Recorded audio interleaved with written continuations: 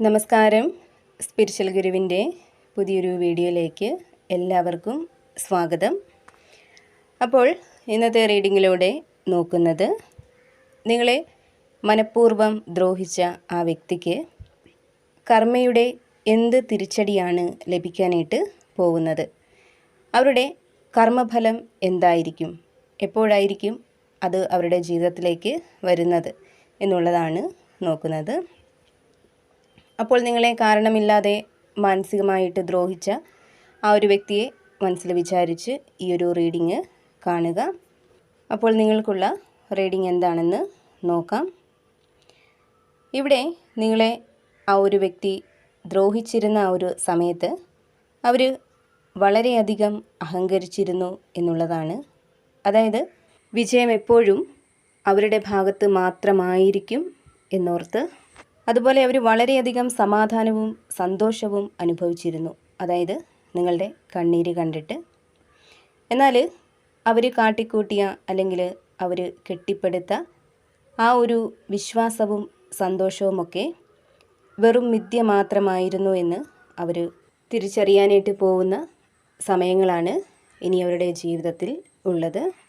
അതുപോലെ ഇവിടെ ആ ഒരു വ്യക്തി അവരുടെ ജീവിതത്തിൽ തെറ്റായ ചില തീരുമാനങ്ങൾ എടുക്കാനായിട്ട് പോകുന്നതായിട്ട് കാണുന്നുണ്ട്.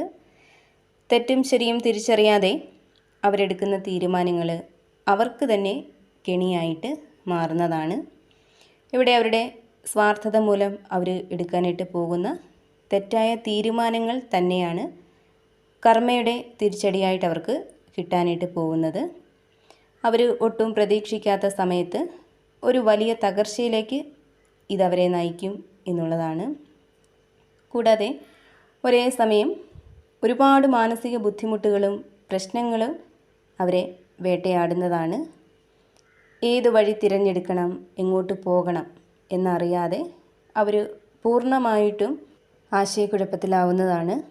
അതായത് ഒരു ലക്ഷ്യവുമില്ലാതെ ജീവിതത്തിൽ അലയേണ്ടി വരുന്ന ഒരു അവസ്ഥ. ഇവിടെ നിങ്ങൾ അനുഭവിച്ച അതേ മാനസിക വേദനയിലൂടെ അവരും കടന്നു പോകുന്നതാണ്. അവർക്ക് ജീവിതത്തിൽ ഒന്നിനുമൊരു സ്ഥിരത കണ്ടെത്താനായിട്ട് കഴിയാതെ മനസ്സിന് ഒട്ടും സമാധാനം ലഭിക്കാത്ത അവസ്ഥയിലേക്ക് അവർ എത്തിച്ചേരുന്നതാണ്. ആ ഒരു സമയം നിങ്ങളെ അനാവശ്യമായിട്ട് വേദനിപ്പിച്ചതിൻ്റെ, ബുദ്ധിമുട്ടിച്ചതിൻ്റെയൊക്കെ ഒരു കുറ്റബോധം അവരെ വേട്ടയാടുന്നതാണ്. കൂടാതെ ഇവരുടെ ജീവിതത്തിലേക്ക് ചില നഷ്ടങ്ങൾ വന്ന് ചേരുന്നതാണ്.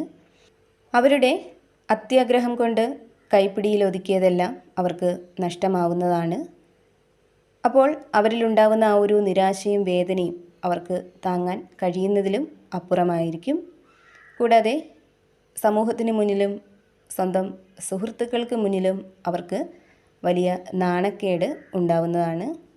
അതായത് മറ്റുള്ളവരുടെ മുമ്പിൽ നിങ്ങളെ എത്രമാത്രം തരം താഴ്ത്തി അവർ സംസാരിച്ചോ, എത്രമാത്രം അപമാനിച്ചോ, അതിൻ്റെ ഇരട്ടി അവരെ തേടി എത്തുന്നതാണ്. അവരുടെ തകർച്ചയിൽ ആരോരും ഒരു സഹായത്തിനില്ലാതെ അവർ ഒറ്റപ്പെട്ട് പോകുന്നതാണ്. അതായത് അവർ വിശ്വസിച്ചിരുന്നവരാരും അവരോടൊപ്പം ഉണ്ടായിരിക്കില്ല. ഒരു കാലത്ത് നിങ്ങളവരെ ഒരുപാട് സഹായിച്ചിരുന്നു, ഒരുപാട് വിശ്വസിച്ചിരുന്നു. പക്ഷേ അതിനൊന്നും ഒരു വിലയും നൽകാതെ അവർ നിങ്ങളെ ദ്രോഹിച്ചു. അപ്പോൾ ആ സമയത്ത് നിങ്ങൾ അനുഭവിച്ച വേദനയും ഒറ്റപ്പെടലും ഇന്നവർ അനുഭവിക്കാനായിട്ട് പോവുകയാണ്.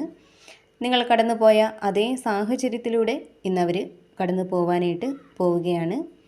അവർ വിശ്വസിച്ച, സഹായിച്ച ആരും തന്നെ അവരെ തിരിഞ്ഞു നോക്കാത്ത അവസ്ഥ തീർച്ചയായിട്ടും അവർക്ക് വന്ന് ചേരുന്നതാണ്. കൂടാതെ അവർക്ക് വലിയ രീതിയിലുള്ള സാമ്പത്തിക നഷ്ടങ്ങൾ സംഭവിക്കുന്നതാണ്. അതായത് തെറ്റായ നിക്ഷേപങ്ങളിലൂടെയോ പണമിടപാടുകളിലൂടെയോ ഒക്കെ ഒരു വലിയ സാമ്പത്തിക പ്രതിസന്ധി അവരെ കാത്തിരിക്കുന്നതായിട്ടാണ് കാണുന്നത്.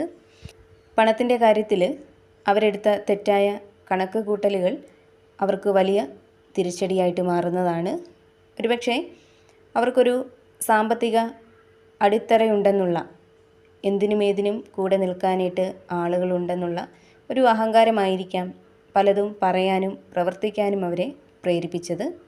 എന്നാൽ അതെല്ലാം ഒറ്റയടിക്ക് നഷ്ടമാകുമ്പോൾ അവരുടെ അഹങ്കാരവും ഇല്ലാതാവുന്നതാണ്. അവരിലെ ഞാൻ എന്ന ഭാവവും പൂർണ്ണമായിട്ടും ഇല്ലാതാവുന്നതാണ്. കർമ്മയുടെ ഈ തിരിച്ചടി അവരുടെ അഹങ്കാരത്തെയും ആത്മവിശ്വാസത്തെയും തകർത്ത് കളയും എന്നുള്ളതാണ്. ഇതുവരെ അവർ സമ്പാദിച്ചതെല്ലാം, അതായത് സാമ്പത്തികമായാലും ആൾബലമായാലും സമൂഹത്തിലെ നിലയും വിലയുമായാലുമെല്ലാം അതെല്ലാം നഷ്ടപ്പെട്ട് വീണ്ടും അവർക്ക് ജീവിതം പൂജ്യത്തിൽ നിന്നും തുടങ്ങേണ്ടി വരുന്നതാണ്. അവരുടെ ആ ഒരു പുതിയ തുടക്കം വളരെയധികം കഠിനമായിരിക്കും എന്നുള്ളതാണ്.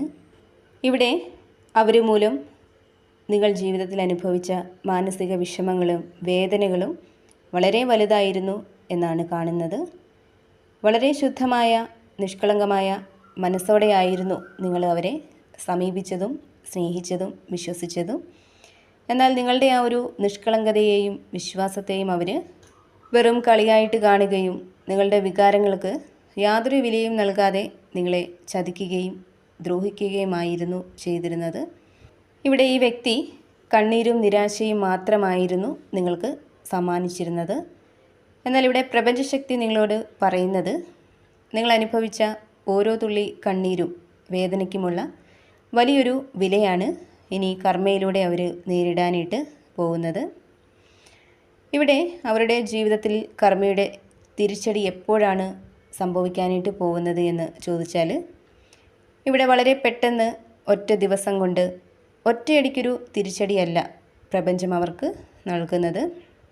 മറിച്ച് വളരെ പതിയെ കൃത്യമായ പദ്ധതികളോടെ ശക്തവും സ്ഥിരവുമായ അവർ പോലും അറിയാതെ പടിപടിയായിട്ടായിരിക്കും അവർ ചെയ്തതിൻ്റെ കർമ്മഫലം അവരുടെ ജീവിതത്തിലേക്ക് വന്ന് ചേരുന്നത്. ഇവിടെ അവർ കെട്ടിപ്പടുത്ത സാമ്രാജ്യവും ബന്ധങ്ങളും പണവുമൊക്കെ ഒന്നൊന്നായിട്ട് പതിയെ അവരെ വിട്ട് പോവാനായിട്ട് തുടങ്ങും. എല്ലാം കൈവിട്ട് പോയി എന്നവർ തിരിച്ചറിയുമ്പോഴേക്കും ഒന്നും തിരിച്ചു പിടിക്കാനായിട്ട് പറ്റാത്ത രീതിയിൽ കാര്യങ്ങൾ കൈവിട്ട് പോകുന്നതാണ്. ഇവിടെ ആ ഒരു വ്യക്തിയുടെ ജീവിതത്തിലേക്കുള്ള കർമ്മഫലത്തിൻ്റെ ആ ഒരു വേഗത കുറച്ച് കുറവാണെങ്കിലും ആ ഒരു ഫലമെന്ന് പറയുന്നത് വളരെയധികം കഠിനവും മാറ്റാൻ കഴിയാത്തതുമായിരിക്കും. ഇവിടെ ആ വ്യക്തിക്ക് ഒരിക്കലും ഈ തിരിച്ചടിയിൽ നിന്നും ഒളിച്ചോടാനോ സ്വയം രക്ഷപ്പെടാനോ സാധിക്കില്ല. അവർ ചെയ്ത തെറ്റുകളുടെ ആഴത്തിനനുസരിച്ച് വളരെ കൃത്യമായിട്ടുള്ള തിരിച്ചടിയായിരിക്കും പ്രപഞ്ചം അവർക്ക് നൽകുന്നത്. ഈ ഒരു കർമ്മഫലത്തിൻ്റെ ആഘാതം വളരെ കാലം അവരുടെ ജീവിതത്തിൽ നിലനിൽക്കും എന്നുള്ളതാണ് കാണുന്നത്. ഇവിടെ നിങ്ങൾക്ക് തീർച്ചയായിട്ടും നീതി ലഭിക്കുക തന്നെ ചെയ്യും. ഇനി നിങ്ങളെ വേദനിപ്പിച്ച ആ ഒരു വ്യക്തിയെക്കുറിച്ച് ചിന്തിക്കാതെ നിങ്ങൾ സമാധാനത്തോടെയും സന്തോഷത്തോടെയും മുന്നോട്ട് പോവുക. അപ്പോൾ നിങ്ങൾക്കുള്ള റീഡിംഗ് ഇതായിരുന്നു. ഇതിൽ നിന്നും നിങ്ങളുമായിട്ടും നിങ്ങളുടെ ജീവിത സാഹചര്യങ്ങളുമായിട്ടൊക്കെ നിങ്ങൾക്ക് പോസിറ്റീവായിട്ട് തോന്നുന്ന കാര്യങ്ങളെ മാത്രം എടുക്കുക, അല്ലാത്ത കാര്യങ്ങൾ വിട്ടുകളയുക. വീണ്ടും പുതിയൊരു വീഡിയോയിലൂടെ കാണാം.